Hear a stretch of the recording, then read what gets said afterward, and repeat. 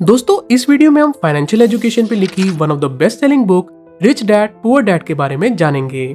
इस बुक में writer Robert Kiyosaki अपने जीवन के दो पिता के बारे में बताते हैं।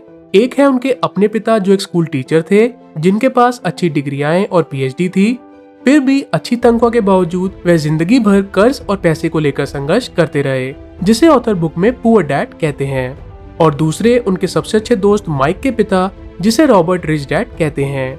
रिच डैड जिन्होंने 8वीं कक्षा भी पूरी नहीं की थी, लेकिन वो अंततः हवाई के सबसे अमीर लोगों में से एक बन गए। 9 साल की उम्र में रॉबर्ट ने अपने रिच डैड से उन्हें अमीर बनने के सीक्रेट्स और टेक्निक सिखाने को कहा था, जिस पर रिच डैड ने उन्हें असल जिंदगी के अनुभवों के जरिए 30 साल तक फाइनेंशियल एजुकेशन दी।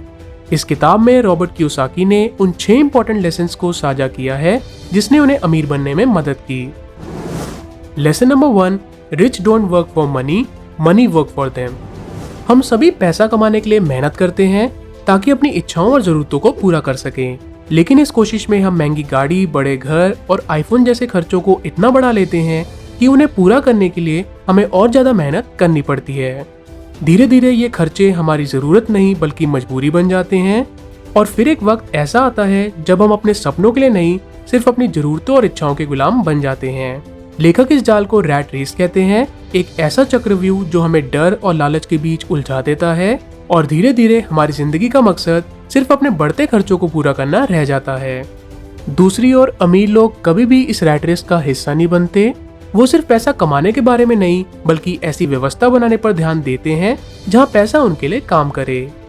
इसीलिए रिच डैड पैसा या सिक्योरिटी के लिए नहीं बल्कि सीखने पर ज्यादा जोर देते हैं। ऑथर बताते हैं, एक बार उनके रिच डैड ने उन्हें एक बुक स्टोर पर काम पर लगा दिया जहां उन्हें कोई भी सैलरी नहीं दी गई। इसके बजाय उन्हें सिर्फ बिजनेस आइडियाज पर फोकस करने के लिए कहा गया। कुछ ही दिन काम करने के बाद रॉबर्ट को एक आइडिया आया। उन्होंने एक डिस्ट्रीब्यूटर से पुरानी कॉमिक्स बुक्स इकट्ठी की और उन्हें बच्चों को किराए पर देना शुरू कर दिया। ऐसा करने के बाद केवल एक ही हफ्ते में रॉबर्ट ने उस पुरानी किताबों से $915 कमा कर दिखाए। लेखक इस लेसन से समझाने की कोशिश कर रहे हैं कि मेहनत करना गलत नहीं है, लेकिन सिर्फ पैसे के लिए मेहनत करना एक एंडलेस रेस है जिसमें ना तो मंजिल मिलती है और ना ही सुकून मिलता है। इसीलिए असली समझदारी बुद्धिमानी से निवेश करना, नए स्किल सीखना और अपने इनकम सोर्सेस को बढ़ाने की प्लानिंग करना है। Lesson number 2, financial education is equally important. दोस्तों किसी भी स्कूल या कॉलेज में हमें फाइनेंशियल लिटरेसी यानी पैसे को मैनेज करने के बारे में नहीं पढ़ाया जाता। अमीर डैड कहते हैं कि पैसे को मैनेज करना उतना ही जरूरी है जितना हमारी स्कूल की पढ़ाई, because it is not how much money you make but how much money you can keep. यानी इससे फर्क नहीं पड़ता कि आपकी सैलरी या इनकम कितनी है, बल्कि असली बात यह है कि आप उस पैसे को कितना सेव या मल्टीप्लाई कर पाते हैं। ऑथर बताते हैं कि वो कई ऐसे लोग से मिल चुके हैं जो एक टाइम पर मल्टी मिलियनियर थे, पर फाइनेंशियल लिटरेसी की नॉलेज ना होने के कारण वे दोबारा से गरीब बन गए। अमीर बनने का सबसे महत्वपूर्ण नियम है एसेट्स और लायबिलिटीज के डिफरेंस को समझना। एसेट्स यानी वो चीजें जो आपके लिए पैसा लाती हैं, जैसे किसी बिजनेस को एक्वायर करना, किराए पर घर देना या स्टॉक्स या गोल्ड में इन्वेस्ट करना, जो अल्टीमेटली एक टाइम के बाद आपकी जेब में पैसा डालते हैं। वहीं दूसरी तरफ वो चीजें जिन पर आप पैसा खर्च करते हैं, जैसे car loan, home rent, credit card का बिल, ये सभी चीजें आपकी जेब से पैसा निकालते हैं। अगर आप फाइनेंशियल लिटरेसी को नहीं समझोगे तो आप सारी जिंदगी या तो अपने ऑफिस के बॉस को अमीर बनाते रहोगे, या फिर अगर आपके ऊपर लोन है तो आप बैंक के लिए काम करते रहोगे। इसीलिए ऑथर कहते हैं कि अमीर बनने के लिए हमें हमेशा वो एसेट्स खरीदने चाहिए जो पैसा जनरेट करते हैं, और साथ ही अपने खर्चे और लायबिलिटीज को जितना हो सके कम रखने का प्रयास करना चाहिए। Lesson number 3, get in your business along with job. दोस्तों रिच डैड या ऑथर को सिखाते हैं कि हर व्यक्ति को अपनी जॉब के साथ साथ अपना खुद का बिजनेस स्टार्ट करने पर भी फोकस करना चाहिए। ये बिजनेस कोई स्टार्टअप या दुकान खोलना नहीं बल्कि शेयर्स या प्रॉपर्टी में इन्वेस्ट करना, फ्रीलांसिंग जैसी कोई साइड हसल शुरू करना या फिर एक ऑनलाइन कोर्स बनाना भी हो सकता है। एक बार मैकडॉनल्ड के फाउंडर क्रॉक ने MBA के स्टूडेंट्स को स्पीच देते हुए उनसे पूछा कि क्या आप जानते हैं कि मैं क्या बिजनेस करता हूँ। सभी स्टूडेंट्स ने एक ही आंसर दिया कि आप हैमबर्गर बनाते हैं, लेकिन क्रॉक मुस्कुराकर बोले कि उनका असली बिजनेस तो रियल एस्टेट है, क्योंकि मैकडॉनल्ड की फ्रेंचाइजी के लिए हर एक लोकेशन का चुनाव सोच समझकर करना पड़ता है, जिस कारण वो आज दुनिया के सबसे बड़े रियल एस्टेट ओनर बन चुके हैं। इसीलिए रिच डैड सिखाते हैं कि अगर हमें फाइनेंशियल फ्रीडम चाहिए तो हमें अपनी इनकम कॉलम पर नहीं बल्कि एसेट कॉलम पर ज्यादा ध्यान देना चाहिए। Lesson number 4, work to learn not to earn. Robert बताते हैं, एक बार सिंगापुर में एक महिला पत्रकार उनका इंटरव्यू ले रही थी। बातचीत के दौरान उस महिला ने बताया कि वो भी एक लेखक बनना चाहती थी। लोग उसके नॉवेल्स काफी पसंद भी करते थे, लेकिन फिर भी वो कुछ बड़ा नहीं कर पाई।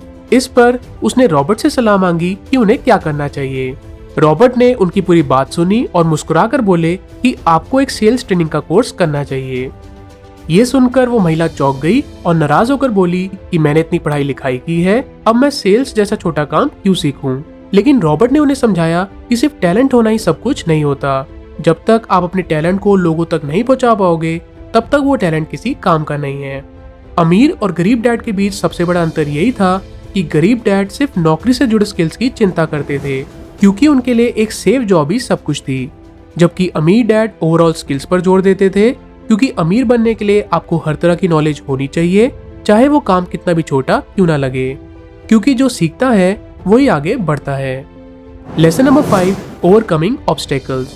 रॉबर्ट कहते हैं कि पैसे की समझ होने के बाद भी फाइनेंशियल फ्रीडम की राह पर कई चुनौतियां और बाधाएं आती हैं, जिनको पार करना भी बहुत जरूरी है। सबसे पहला और बड़ा ऑब्स्टेकल है फियर। अधिकतर लोग इसलिए अमीर नहीं बन पाते क्योंकि उन्हें हारने या असफल होने का डर होता है, लेकिन असली समस्या हार नहीं बल्कि उस चुनौती से डरना या भागना है। इसीलिए जो इंसान इस डर का मुकाबला करता है, सोच समझ के रिस्क लेता है और अपनी गलतियों से लगातार सीखता रहता है, वही जीवन में असली प्रोग्रेस कर पाता है। Because people who avoid failure also avoid success. Number 2, doubt. सिर्फ शिकायतें या सेल्फ डाउट करने से कुछ नहीं बदलता। इसीलिए हर स्थिति को बुद्धि के साथ एनालाइज करें, क्योंकि कई बार समस्याओं के अंदर ही एक अवसर छुपा होता है। Number 3, laziness. फाइनेंशियल सिक्योरिटी के लिए मेहनत करना बेहद जरूरी है। मैं अफोर्ड नहीं कर सकता या मेरे पास रिसोर्सेज नहीं है, ऐसे बहाने ना बनाकर अपनी फाइनेंशियल सिचुएशन को बेटर करने की कोशिश करनी चाहिए। Number 4, bad habit. रॉबर्ट कहते हैं कि हर इंसान को खर्चा करने से पहले सेविंग करने पर ध्यान देना चाहिए। ज्यादातर गरीब और मिडिल क्लास लोग लग्जरी जैसे चीजों को पहले प्रेफरेंस देते हैं, जबकि अमीर लोग पहले एसेट्स और अपनी इनकम सोर्सेज को मजबूत करते हैं और बाद में खर्चे के बारे में सोचते हैं। Number 5, ego.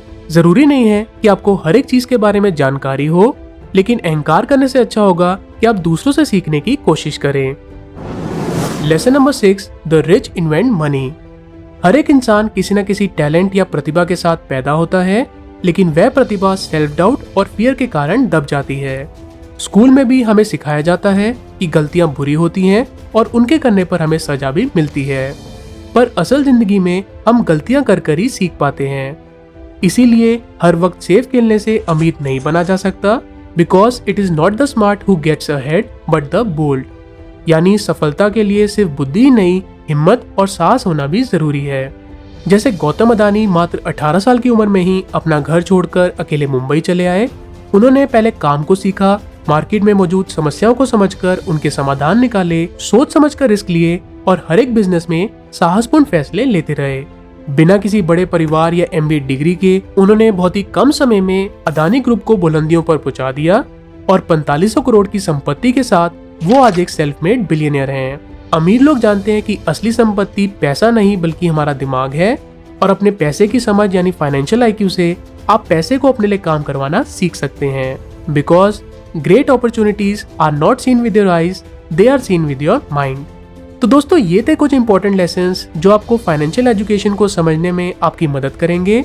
उम्मीद करता हूँ ये वीडियो आपको काफी पसंद आई होगी। वीडियो अच्छी लगी हो तो इसको लाइक, शेयर एंड सब्सक्राइब करें, और मैं मिलता हूँ आपसे अगली वीडियो के अंदर। तब तक के लिए कीप इंस्पायरिंग।